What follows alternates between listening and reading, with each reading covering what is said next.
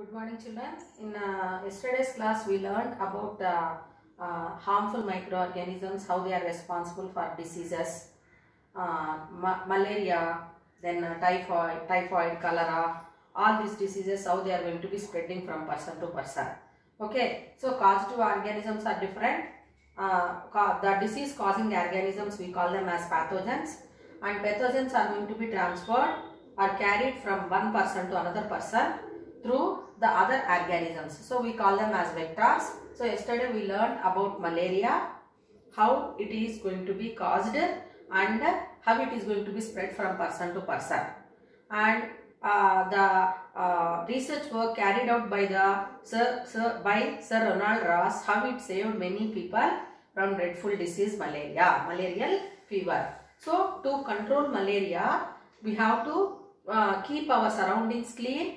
Then if we control the mosquito population, then it is easy for us to control the malaria disease. So all that we have discussed. So today we will discuss about another type of diseases which are going to be spreading from person to person through house flies.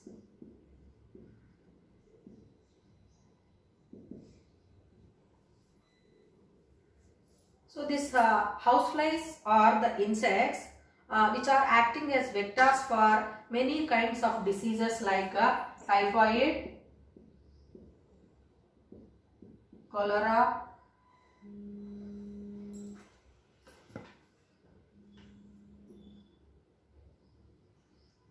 diarrhea, etc.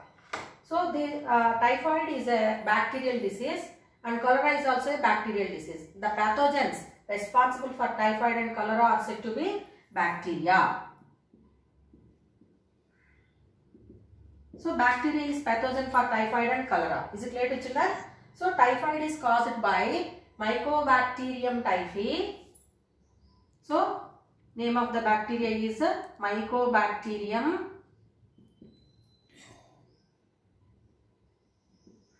typhi. Name of the bacteria for typhoid is Mycobacterium typhi, and cholera is caused by Vibrio cholera. So name of the bacteria. So these pathogens responsible for typhoid and cholera are going to be spreading from infected person to healthy persons, that is because of house flies. So to control these diseases, as usual, how you learned, if we control mosquitoes, then we can control the diseases spreading through mosquito bite. So here house flies, how we have to control. So if we control the population of house flies, we can control the diseases spreading through these insects. So have you observed any time where these house flies are going to seen in more number means? Yes. So wherever you are observing garbage or any moist places, damp places, especially near dustbins, we observe large number of house flies sitting there. What for? They wanted to collect the waste, that garbage, and when they sit on that or excreta, what will happen means the pathogens which are present on that, they will stick on to the body parts of these house flies, and when they visit the other places again, maybe food or water, then those pathogens are going to be transferred to the food or water, and if we consume, we are going to get the diseases like cholera and typhoid. Is it clear to children? So cholera is said to be waterborne disease, typhoid airborne disease. So to control these diseases, what we have to do? And before we go for that, where these house flies are going to lay eggs, how they are going to develop, and all that we have to know. So the house flies are going to lay eggs near garbage. So many eggs are going to be laid by female flies. So per day they are going to lay 800 to 1200 eggs. So large number of eggs are going to be laid near the dark, damp, moist places, and the eggs will hatch into larvae. So the eggs will hatch into larva. So what do we call the larva of a housefly? It is called as maggot. So the larva is hatching maggot, and it grows in size, and it goes to the next stage, pupa, and again we observe the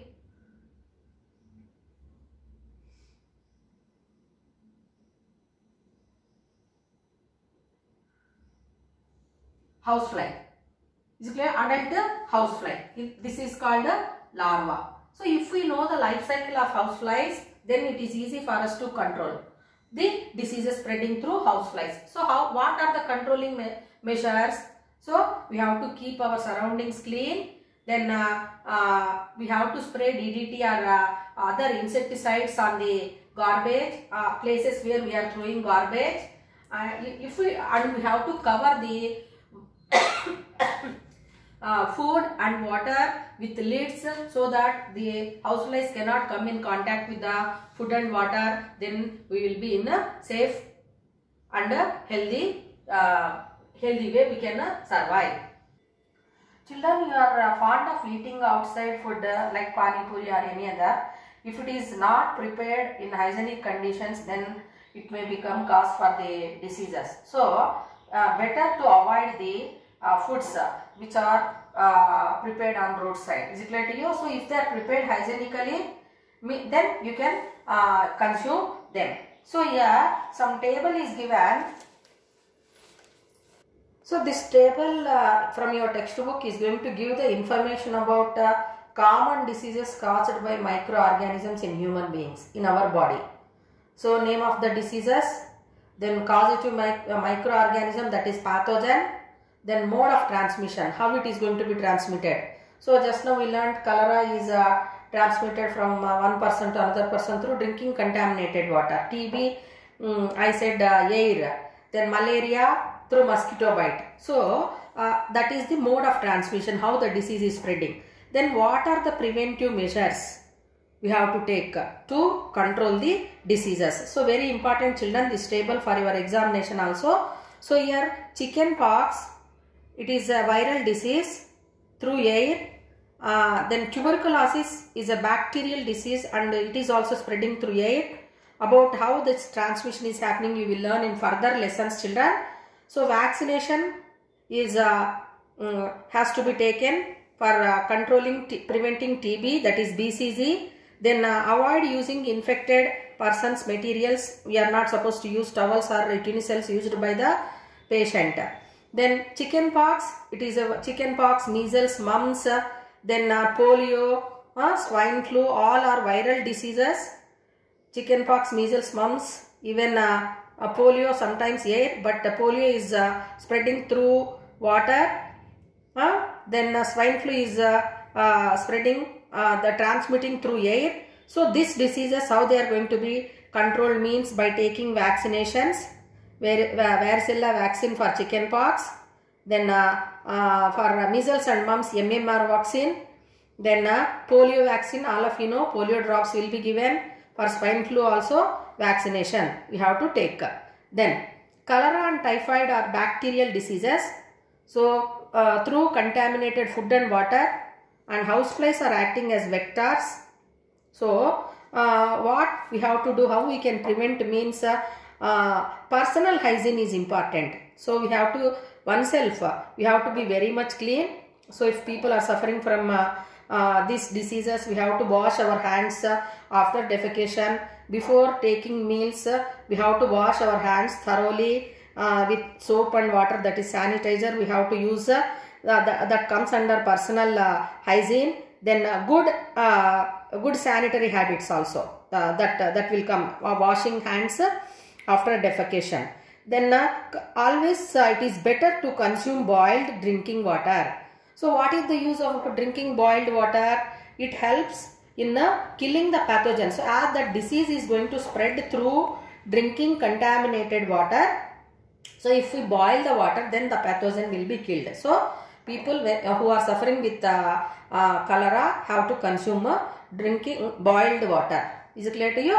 Then malaria, it is caused by Plasmodium, a protozoan parasite, and female Anopheles mosquito is acting as vector, and we have to control this disease by taking medicines, treatment, and mosquito repellents. We can use mosquito nets we can use, and we can kill the larva of mosquito by spraying kerosene on the stagnated water. Better not to allow the water to be stagnated. Then diphtheria, whooping cough, these are bacterial diseases. Again, they are going to be spreading through contaminated water. Then here hepatitis, cough, tetanus, then hemophilisis. All these are viral diseases. They are spreading through contaminated food, water, or sometimes direct contact. So we have to take pentavalent vaccine. One vaccine, 5 antigens will be present which control the disease. Then this dengue, chikungunya, Japanese encephalitis are going to be spreading through mosquitoes, and we have to take pentavalent vaccine which prevents you from the dreadful diseases. Then Japanese encephalitis is a viral disease. It is going to be spreading through Culex mosquito. Malaria, female Anopheles mosquito. Dengue because of Aedes mosquito. Then chikungunya also because of Aedes mosquito. So we have to take vaccines for that. Then diphtheria, whooping cough, and tetanus, that is DPT, triple antigen vaccine. Okay, if we take this, then children will be very much healthy. They can play, they can study, they can enjoy their life. So this is spreading through contaminated food, water, and sometimes through direct contact. So this table is very important for your exam. Please go through that. Till now we learned about the diseases which are caused in human beings because of microorganisms. So we learned that microorganisms are responsible for causing diseases in plants and animals also. Okay. So animals are also going to be getting affected because of many kinds of microbial diseases. So what are those means? Like anthrax in sheep,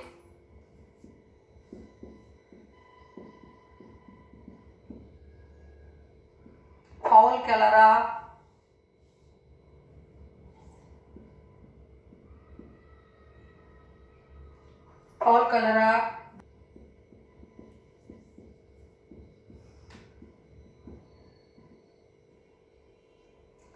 foot and mouth disease, which is seen in cattle and people, those who are consuming the milk of cattle. Then we people are also going to suffer because of this anthrax.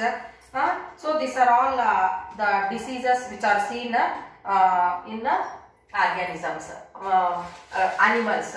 Even rabies. So which animal? So you know it very well. So it is seen in dogs. Is it clear, Vichana? If the dog, whichever is infected with rabies, if it bites human beings, then that rabies causing virus will spread into the human body also. So like that, the microorganisms are responsible for diseases in animals also. They are causing great loss. Now we will discuss about diseases caused by microorganisms in plants. Have you observed any time in your house lemon which are brought, they are having brown color patches? Yes. So that is the kind of disease caused because of microorganisms. Have you observed any time leaves turning into pale yellow or white color? Dots we can observe. That is also. And have you observed any time sugar cane in between that so we can observe patches, red color or black color patches we can observe on the stem portion of sugar cane. So that is also a kind of disease caused because of microorganisms. So I would like to show you table where it is going to explain you the disease. So this table is going to show you some of the plant diseases and causative microorganism. and how it is going to be transmitted. First one, citrus canker. It is a bacterial disease. Okay. This is going to be spreading from one plant to another plant through air. So that lemon, how they are infected, you can observe. Brown color. So what will happen? The juice content will be lost if the disease is seen in this lemon crop. Then red rot of sugarcane. It is a fungal disease. Air and seedlings means the seed material which is used for germination. If it is contaminated, then in the initial stages only the crop is getting affected. So we observe here red color patches inside the sugarcane stems. So it won't taste also, bitter in taste sometimes we observe. So that one is a red rot of sugarcane.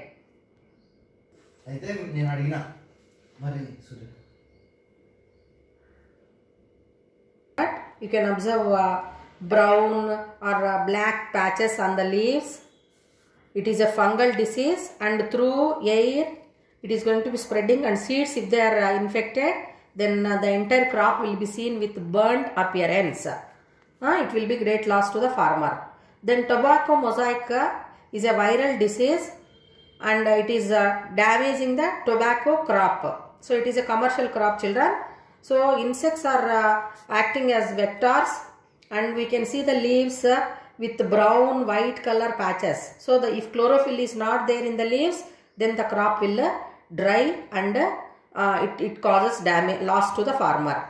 Then smut disease of rice, it is a fungal disease, and it is spreading through air, and the grain is going to be damaged.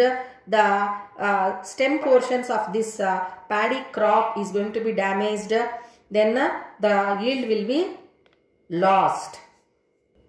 So till now we discussed about the diseases caused because of microorganisms in plants and animals and human beings. Tomorrow how they are responsible for spoilage of food we will learn.